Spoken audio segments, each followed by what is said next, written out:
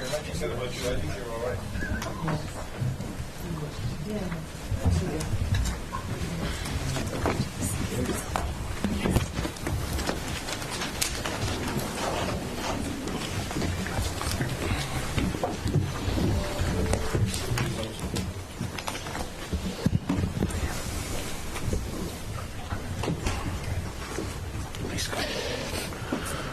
Good afternoon, everyone, and sorry for this delay. Welcome to everyone watching us online. Welcome to journalists dialing in. For them, it's a *9 to ask questions. For those online, it's a clicking raise hand. Today with us, we have Dr. Tedros, WHO Director General, Dr. Mike Ryan, Dr. Maria Van Kerkhove, and Dr. Sylvie Briand, who is sitting just here on the side, but may also come in to answer questions. We will have to keep it short today. There is an important event going on immediately after that many of WHO people need to go to. So I will give the floor immediately to Dr. Tedros, just saying that we will have audio file from this, and that we are uploading the transcript from the press conference that Dr. Bruce Aylward did on Tuesday. Dr. Tedros, please. Thank you, Tariq. And good afternoon to everyone online and in the room. Let me start as usual with the latest numbers. As of 6 a.m. Geneva time this morning, China has reported a total of 48,630 cases of COVID-19 to WHO, including 2,747 deaths. But as you know, it's what's happening in the rest of the world that's now our greatest concern. Outside China, there are now 3,474 cases in 44 countries and 54 deaths. We're at a decisive point. For the past 2 days, the number of new cases reported in the rest of the world has exceeded the number of new cases reported from China.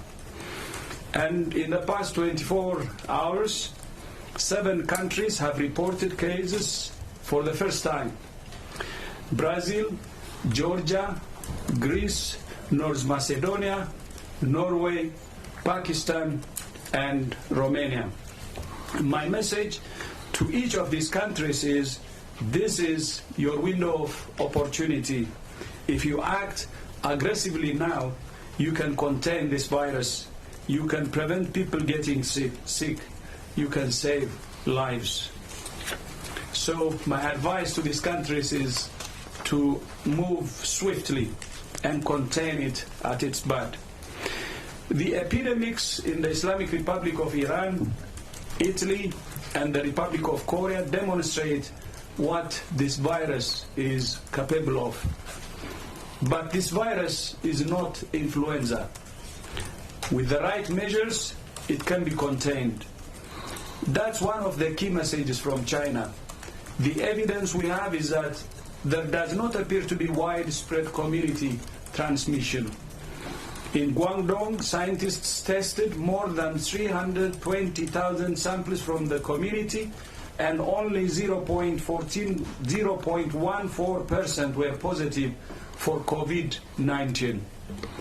That suggested that containment is possible.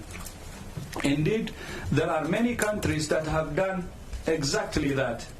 There are several countries that have not reported a case for more than 2 weeks: Belgium, Cambodia, India, Nepal, Philippines, the Russian Federation, Sri Lanka, and Vietnam. Each of these countries is different, and each shows that aggressive early measures can prevent transmission before the virus gets a foothold. Of course, that doesn't mean those countries won't have more cases. In fact, as of Tuesday, both Finland and Sweden had reported no cases for more than 2 weeks, but unfortunately, both had new cases yesterday. That's why we advance a comprehensive approach. That's why we advocate for a comprehensive approach.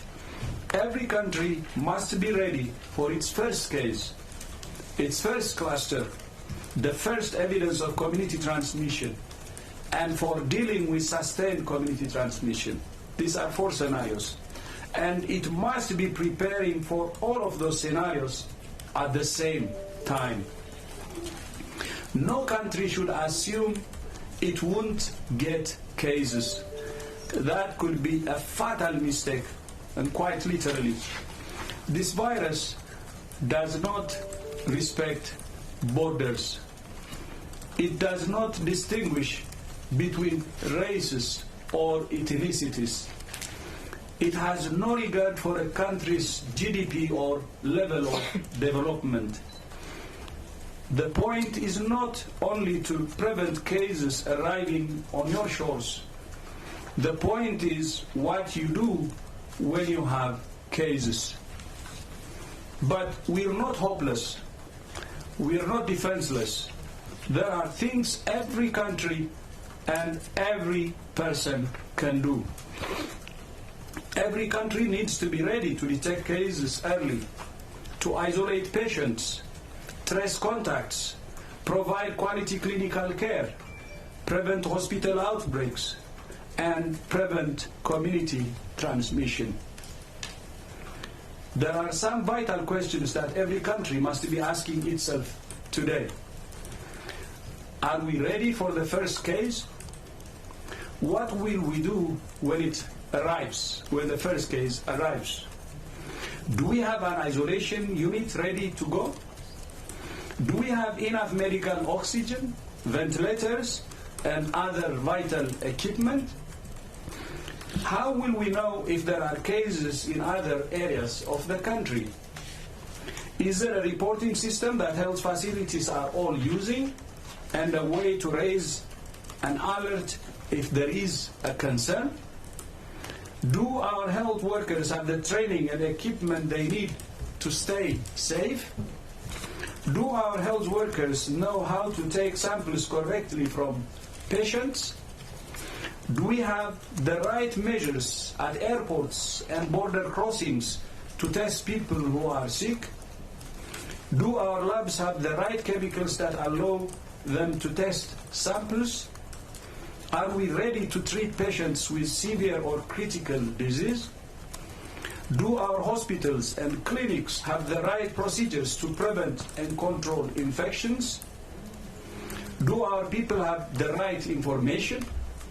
Do they know what the disease looks like? It's not usually a runny nose. In 90% of cases, it's a fever, and in 70% of cases, a dry cough. Are we ready to fight rumors and misinformation with clear and simple messages that people can understand? Are we able to have our people on our side to fight this outbreak? These are the questions that every health minister must be ready to answer now. These are the questions that can, when we ask, that can prepare us. And these are the questions that will be the difference between one case and 100 cases in the coming days and weeks. If the answer to any of these questions is no, your country has a gap that this virus will exploit. I repeat, if the answer to any of these questions is no, your country has a gap that this virus will exploit. And even developed countries could be surprised. We have already seen a surprise. There could be more surprises. Our message continues to be that this virus has pandemic potential, and WHO is providing the tools to help every country to prepare accordingly. We have shipped testing kits to 57 countries and personal protective equipment to 85 countries who need it. And we have trained more than 80,000 health workers through our online courses in multiple languages. We have issued operational guidelines with concrete actions countries can take in 8 key areas to prevent, detect, and manage cases. The guidelines also include key performance indicators and the estimated resources needed to prepare for and respond to a cluster of up to 100 cases. This is not enough, so we will do more. WHO stands ready to support every country to develop its national plan. Once again, this is not a time for fear. This is a time for taking action now to prevent infections and save lives now. Fear and panic doesn't help. People can have concerns, and rightly so. People could be worried, and rightly so. But the most important thing is to calm down and do the right things to fight this very dangerous virus. I thank you. Thank you very much, Ted. So we'll start with the questions from the room, then we will go online. Just before that, a quick reminder for journalists who are here and who do not have a UN press badge. We are issuing badges for March, so please register again. You will get that link in messages that we'll be sending. We start here. First, Shane, then Jamil, and then we go to our friend from Iranian TV. Shane, please. So my first question is about the Beijing Olympics. Shane from China Central Television TV. And yesterday there have been some rumors and news saying that some delegates of the International Olympic Committee accepted the interview and said that the Beijing Tokyo Olympics can be cancelled. So in that case, then they are having some clarification by the IOC as well, that they are going to do the investigation as well and cooperation with WHO. So how's the work with the IOC going on right now in WHO? And do you have any suggestions or advices for the Tokyo Olympic Games that maybe some changes or something? We would like to know that. Thank you.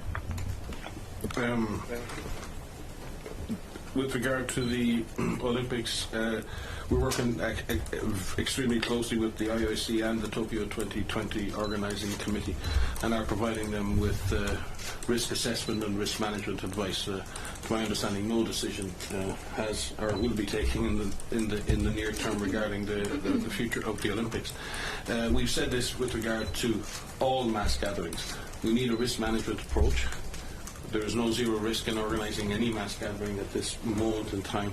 What we needed to do for each gathering, and there are religious gatherings, there are sports gatherings, there are business gatherings, all over the world, all of the time. We need to have a clearly risk management approach for those events, and we are providing advice on that. We have an internal task force. We have a lot of experience in supporting mass gatherings before, in the midst of Olympics, like during the Zika outbreak, during previous SARS outbreak and the Special Olympics, and many others. And if you cast your mind back to those events, many of those events went ahead with appropriate risk management. So we intend to work through the IOC task force, which they've established with the Tokyo 2020 committee. So no decision on that from our perspective, and we will be offering advice through time. Any deadline or something that you think that may take some actions or agenda for this decision? Keep monitoring? I think at this point everyone is monitoring the situation. I think the Tokyo 2020 committee and the Japanese government take the issue very seriously. So do the IOC, and I think everyone is working together to try and preserve what is a fantastically important global event, and everything will be done to make that a successful and event for the world. Thank you very much. Please, if we can really agree that every journalist asks one question so we can get as many as possible. Jamil, please, then Bagdia. Jamil, if you can just come please and introduce yourself. Yes. Jamil Chavez from Brazil. Mr. Tedros, my question is obviously on the first case in South America. It is in a way a novelty because of the tropical conditions. So what does that mean for the virus? And as you said, you have the countries having to take decisive measures. But how does that apply when the local health system is already in trouble? Thank you. I can begin. I think Brazil has a very strong and proud history of actually dealing with quite serious epidemics. If we look at dengue epidemics in the recent years and yellow fever, and has clearly demonstrated the capacity for large-scale response. In fact, Brazil was in the front line of the Zika response as well. So risk management in Brazil and in South America in general, public health has a proud and scientific and evidence-based history.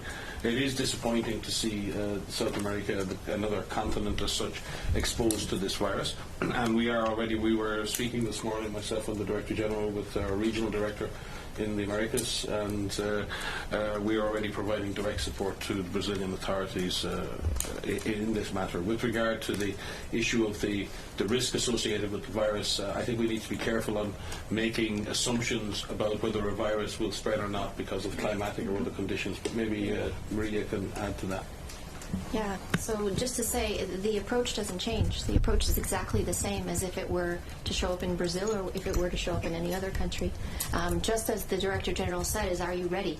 Are you ready to take care of that case, to isolate that case, to provide clinical care to that case? Are you ready to identify all of the contacts that are associated with that case? There is a real opportunity here. I don't think we can stress that enough, that in all of these countries that are identifying cases for the first time, it is within your control to be able to stop this and to do what you can to limit any onward transmission in those countries. So regardless of where this virus shows up, the approach is the same. Thank you very much, Maria, please. Then we'll go online. If you can just press the button on one of these mics, yes, and get closer. Thank you. Just press it, please. International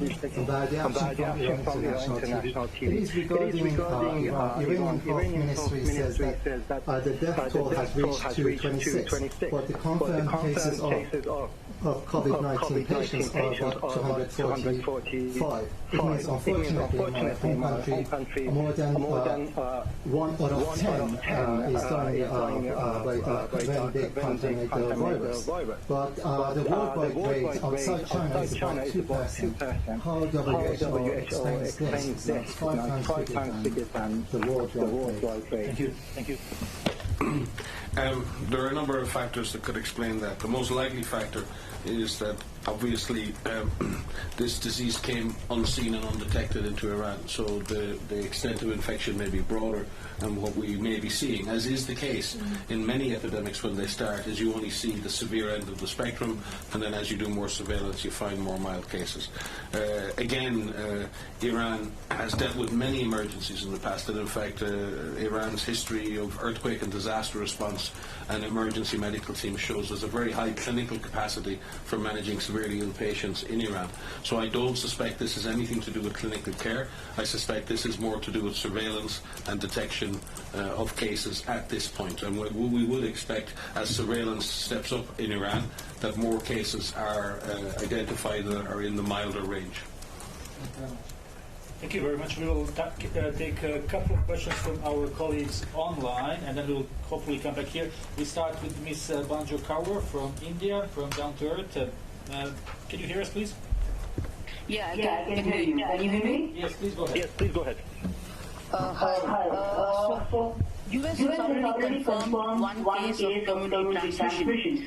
So if you could just tell us if there are more countries which are having cases of community transmission, and which are those countries, and how many countries are actually now also having human-to-human transmission. Also, Dr. Bruce has submitted your report to you, I think a couple of days ago. He also had a press conference. Can that report be shared with us, the journalists? Thank you. Thank you very much. Thank you very much. So the report, as reported by the international expert group, will be posted, I think, later today. That's the information I have. And for the rest, maybe? Yeah. There are many scenarios underway in the world. I didn't hear the country you mentioned first. US, yeah. I think we need to separate here. I think you talked about human-to-human transmission and community transmission. Let's go back to what the Director General said. countries that have their first cases, their first importations, and then countries that have clusters of disease, and then countries that have evidence of community transmission but not extensive and beyond. The vast majority of countries that have actually imported cases are still in the importation phase. Some countries have localized clusters of cases. Singapore would be a good example, where you have well-identified clusters of disease that are well traced and being controlled through public health means.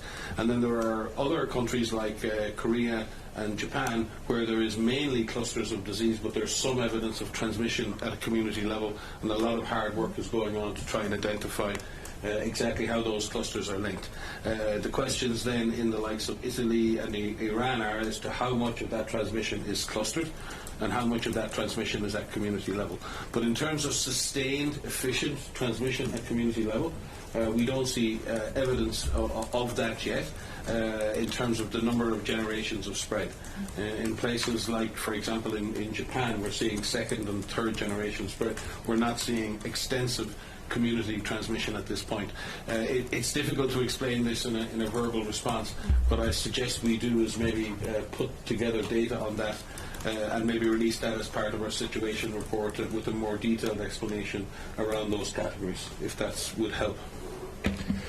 Thank you very much. Next question comes from Rwanda. Christopher from nonaha.com. Christopher, can you hear us? Yes, I can hear you. Thank you very much. The Director General said that around 800 health professionals have been trained. I want to know how many of them are from sub-Saharan Africa. The world, even developed countries, fears the virus. I think it's very hard. It's not to do very hard if the virus comes to sub-Saharan Africa. How ready is the WHO to help? What's the assets or the budget? How much is ready to help Sub-Saharan Africa in the preparedness of the virus, against the virus? And the lastly, I want to know on the side of research, what's being done to get the vaccine or other medical treatment against the virus. Thank you. Where is this from? From Rwanda. Okay. Amakuru.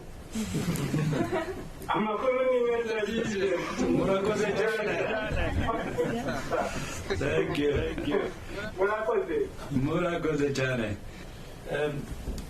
So, from the start, WHO already expressed its greatest concern. Will be actually our continent, Africa, my continent. Because most of the countries have weaker health systems. And from the start, we have decided to invest as much as possible so, countries, especially in sub-Saharan Africa, can get ready. And we started from improving the diagnostics capability. And that has improved significantly. As you know, almost all countries except a couple have been sending samples to other areas or elsewhere to have the result for coronavirus infection. And now more than 40 countries have the capability in country to test for coronavirus. But in addition to that, we want the African continent to respond to this outbreak in a coordinated fashion. And that's why last Friday we had a meeting organized by the African Union, Africa CDC, and WHO, a meeting of the ministers of Africa, the whole continent, to agree on continent-wide response or continent-wide preparedness, and also national level preparedness and response. And that was a very productive meeting, and I had the opportunity to attend.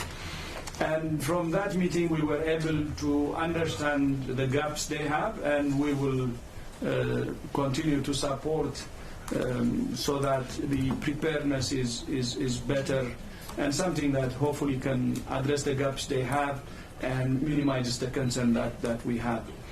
And then with training, out of the 80,000, most of the trainees are from Africa.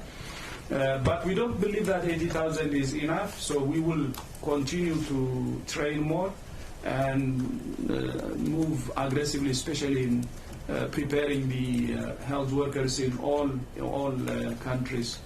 And for the rest, maybe Mike? Yeah, we're, and not just in Africa, but in all countries that have vulnerable health systems, we're working quite fast now in terms of 85 countries receiving vital PPE supplies from WHO, and that will continue to roll out, as well as the training for health workers. In fact, our head of clinical interventions is actually in Africa today, presiding over specialist training for intensive care for respiratory disease patients in a multi-country training exercise. Next week there will be 2 simultaneous meetings at our sub-regional platforms in Nairobi and Senegal to further extend those training initiatives. But in Africa. But again, Africa is very used to dealing with epidemics. I've said this before. There's a great deal of resilience in Africa and a great deal of coping capacity. And what we need to do is give the resources and the training and the extra help that those systems need. But Africa is dealing with so many outbreaks all of the time. That's the difficulty, is many African countries have to deal with more than one epidemic, be it measles or monkeypox or cholera or Ebola, and this places extra strain on the health systems. But these aren't the only countries that are vulnerable. There are vulnerable populations in every country. So the idea of a vulnerable country versus the idea of a vulnerable community. Every nation on the planet has vulnerable communities. Older people, people with underlying medical conditions. So we also need to move to build capacity to treat and save lives everywhere, not just in one part of the world. Just to add to that, another way in which we're bringing healthcare workers into the fold and learning about this is through conversations, through bringing them together through teleconferences and sharing experiences. I've just come back from 2 weeks in China, and the experience that the healthcare workers have there and what they're learning needs to be shared with the world. So bringing that together through virtual means, either through teleconferences or through trainings or through, is something that is being done. It has been done since the beginning of this epidemic, but it will continue to happen. So as we learn more, as they learn more, we're sharing those experiences with each other so that we can protect them, protect ourselves, and provide the best treatment that we can to anyone that's infected. Dr. Bankiko, we'll take one more from online. Julia Bellouz from Vox. Can you hear us, Julia? Julia.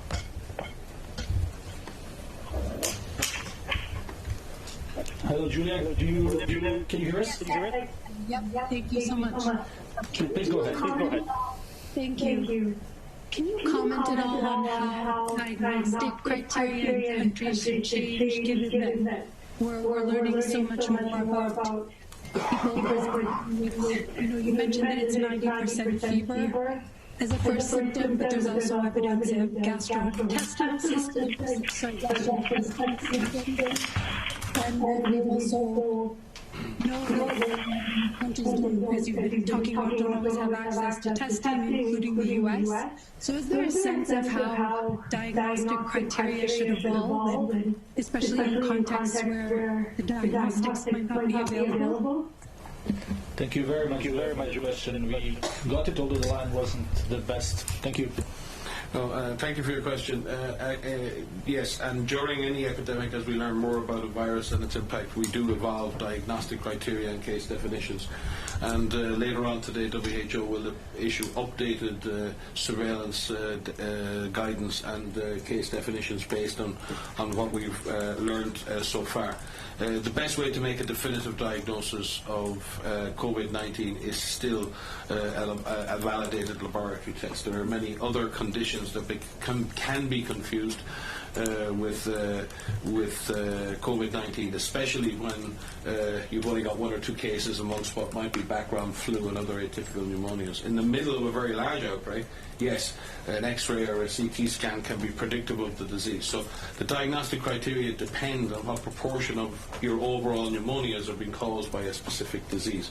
I know it's a very technical term, so the best way of making this diagnosis is still with a validated test in the laboratory. And all countries, almost all countries in the world now, have that capacity. And to remind you of what the DG said, 2 weeks ago, only 2 countries in Africa had the capacity to make the diagnosis.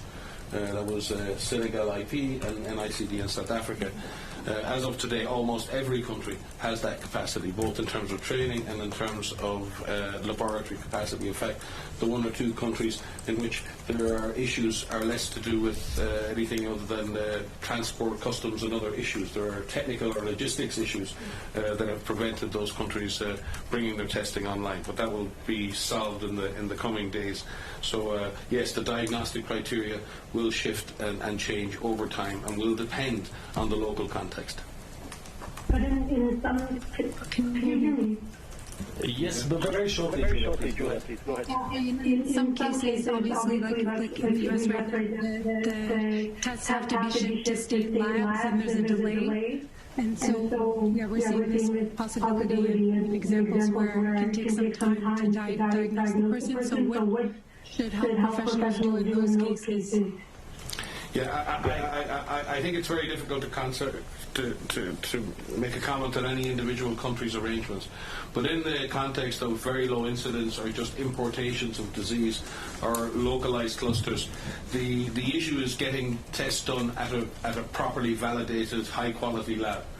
If proper precautions are taken with suspect cases in the meantime, you can wait 24 hours for the result. It's better to have a validated result from a good lab than trying to guesswork on this. So what really is important that when a suspect case is detected, that person is appropriately isolated, that you begin the public health measures like contact tracing, and then you adjust those measures based on the outcome of the test. We shouldn't be waiting for the result of the test to begin taking the basic public health measures in that sense. And yes, I think many large countries are now moving their testing down to state level, and many of those are trying to move their testing down to the county or the next administrative level. And the ideal situation would obviously be to have testing available at subnational level, especially in larger countries. Thank you very much. We'll go back to the room. First Shoko, then Jamie, and then our guest here for the first time here. Shoko, please. Yeah. Hello, this is Shoko Koyama from NHK, Japanese Public TV. Dr. Tedros, you just mentioned that there were now more new cases reported from countries outside China than from China, and you just said it's a decisive point. But what does it mean exactly? What do you mean by that decisive point? Thank you. When I say decisive point, one, there is a positive side, meaning you can see signal that when you do a containment measure like China is doing, you can actually see a decline in the cases, and ultimately it can be contained. While on the other side, the increase in the rest of the world, we will see more cases, is a bad news. And especially in 3 countries, we're seeing clusters in Iran, in Italy, and also in Korea. And I was putting some 4 scenarios in my speech. The first one is single case, second is cluster, third is some start of some community transmission, and then the fourth is sustained and intensive community transmission. So the decisive point then is we're seeing the third phase, which is clustering of cases in 3 countries. And I even said, if you take Italy, a member of the G7, it was really surprised. So even many other developed countries should also see some surprises, should expect some surprises. So that's why I say decisive. On one hand, there is a positive signal. On the other hand, there is a reason for concern. then the two combined, it shows you that we are actually in a very delicate situation where the outbreak can go in any direction based on how we handle it. But still the message is, how are we handling it and how are we going to handle it? And it signals that everything, the outcome will depend on how we handle it, and that's why it's decisive. It's how we handle it, but we see something negative and something positive. It shows that it can be contained, but if we don't do the right things, it can get out of control too. So let's use this narrowing window of opportunity. I said it many times. It's getting even more narrow. Let's use this window of opportunity to mobilize all things. We should do everything, starting from containment to preparedness for any eventualities, even worst scenario, and give it our best.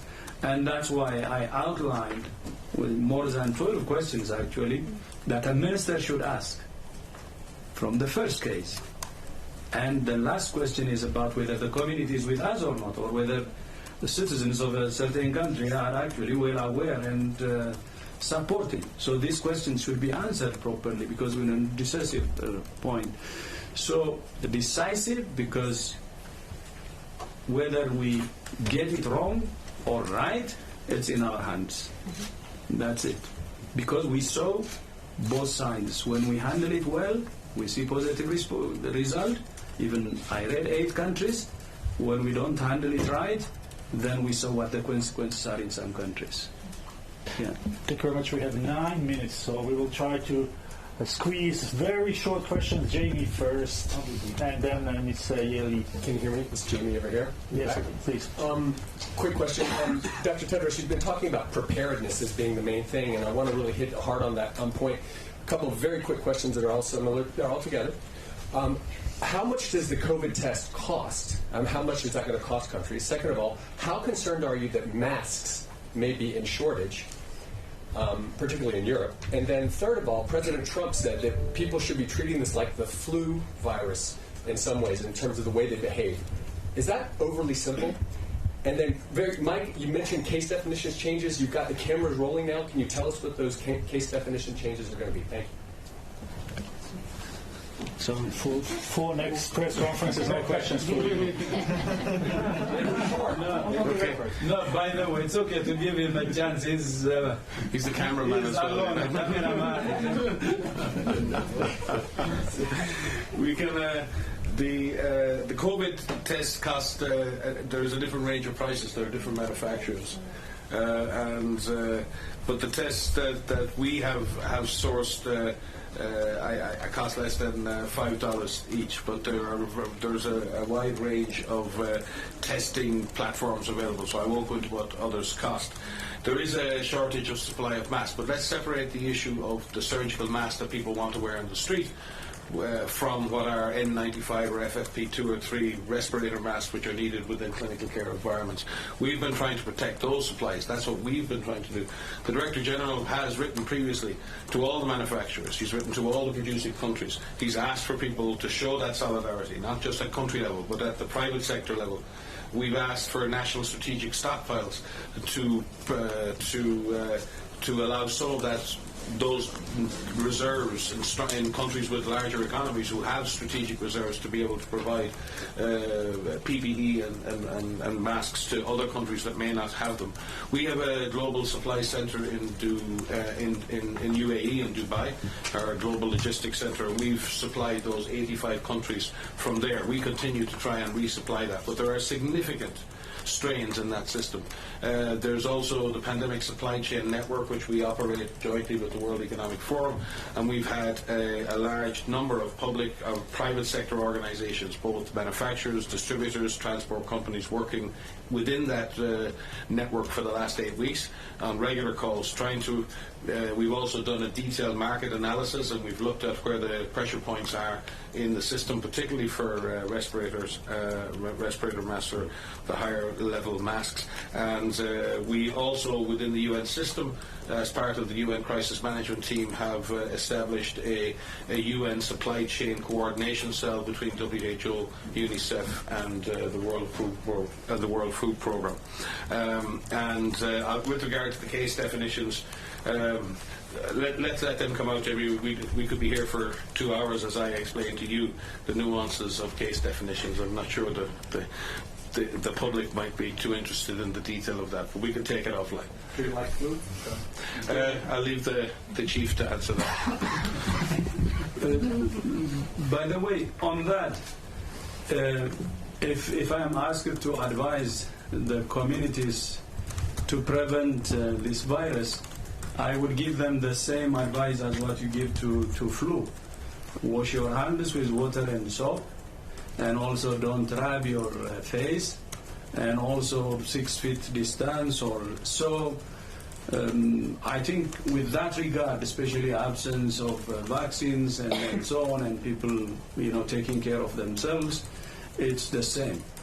If you see it scientifically, you can say it's not flu, but there are many things that is in common, and you can prevent it using the basic things we use to prevent flu. So the president is right to say that. Thank you very much, Ms. Lee. Thank you for taking my question. Lee from Xinhua News Agency. My question is actually a development from the previous one concerning the mask. We know that the mask could help prevent transmission from coughing and sneezing, and people all around China are called on to wear masks from the beginning of the outbreak. But as the virus developed in Europe, it seems people still tend to think that only those who are sick need to wear a mask. So what is the common and suggestion from WHO concerning the stigmatization of wearing masks? Thank you. So I can answer that question. So you're right. There are a lot of people out there that have questions about the use of masks, particularly in the community. And we're talking about medical masks here, so not the N95 masks. The WHO guidance is that we recommend people to wear masks if they themselves are sick, if they themselves have respiratory signs and symptoms. And the reason for that is for them to prevent the transmission to someone else, not to protect themselves from getting infected. So it can be confusing, but we try to make it very clear that you use a mask when you yourself are sick, and that we're talking about a surgical mask. Now, what's also important is how you wear that mask. We have some very good videos that are online that will show you how to actually put it on and take it off, and how you dispose of it properly so that you don't actually increase your risk of infection. I had to wear a mask for a few weeks in China, and I actually touched my face a lot more than I would have had I not had a mask on. I was following national guidance for when I was in China. So you just have to make sure that you put it on properly, you take it off properly. It's very important that if we have shortages of masks, that we use them for the frontline workers, and that we prioritize the use of those masks for the people who really need it in hospital, but also for those who are taking care of people at home. So, is it a follow-up? Yes. Okay. Very short. But some experts say that people in their incubation period, they can be infectious. So people are worried that I might be affected when this one does not know he has already been affected. So what's the risk now? Thank you. Again, we need to be careful here. The data from China and other places does not suggest that asymptomatic people are the driving force behind this epidemic, right? And I think this is becoming a sort of a myth in this. It's not to suggest that scientifically someone cannot be infectious before they're sick. That could happen. But the vast majority of transmission in this epidemic is occurring from symptomatic individuals to other individuals. That's important to get that. And none of the data from the extensive studies in China have shown that asymptomatic individuals have been driving this epidemic. So that's important to reassure people. I'm not saying it can't happen, but it's not the major factor in this epidemic. The second thing is, I think Maria spoke about hands to face. I've been looking around the room here. I can't tell you the number of you who put your hands to your face in the last 20 minutes or half an hour. Yeah, exactly. So I think we need to be also, we don't want to tell people what not to do. people take action to protect their health, and we're not going to criticize them for trying to protect their health. What we try to do is tell people how to do it properly, and then what else you need to do. And if I have to make a choice, I will keep my hands clean. I will use hand sanitizer. I'll wash my hands with soap and water. I will cough into my sleeve. I will ensure that when I touch surfaces, that I wash my hands after. They're the actions that will prevent the transmission of disease as well. So WHO doesn't want to tell people what not to do. We want to tell people what to do, and we have lots of guidance out there on what to do. So let's focus on that. There's also a cultural dimension here. Historically, populations and communities in Asia have used masks for pollution purposes in cities and others. So it's become a cultural norm as well. So we have to take that into account, what's acceptable or not in a cultural context.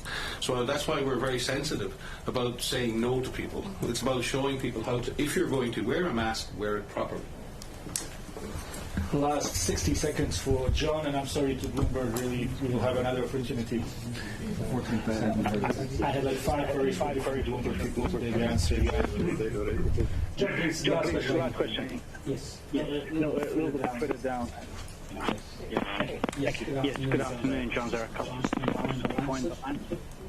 Dr. General, you mentioned about the need for preparedness. From the WHO perspective and the 6 regional offices that you have, how many member states are prepared at the moment? You've got to be prepared in real time. And secondly, we're hearing concerns about shortages of conventional drugs because of this crisis. Some on the essential drug list of the WHO. I can take the second part of that question, John. There have been issues on supply chains, particularly for active pharmaceutical ingredients, because many of those are produced in China, and they're on the critical pathway for producing many essential drugs around the world. But many of those industries are now switching back on again, and we're beginning to see the pressure in that system beginning to ease. Mariangela Samal and her team here who work on essential health technologies are monitoring that on a daily basis and ensuring that we're doing all possible to ensure that those systems switch back on and efficiently deliver active pharmaceutical ingredients as needed into the system. On that point, your first point was? The first one was how many member states are prepared. From your regional offices, you've got to be monitoring this real time. I would point you to the analysis that's done on self-reporting for IHR and the capacities, the joint external evaluations, the after-action reviews that are done for each country. If you look at it, most countries now have national action plans for public health security. Most of those national action plans have very great detail on the preparedness in any number of 14 different pillars of public health preparedness. They're existing documents that exist for most countries. Other countries have specific plans for respiratory disease or influenza preparedness, usually. When we did our analysis, we looked at risk and vulnerability analysis at the same time. Risk of importation and also vulnerability to spread once the disease had arrived.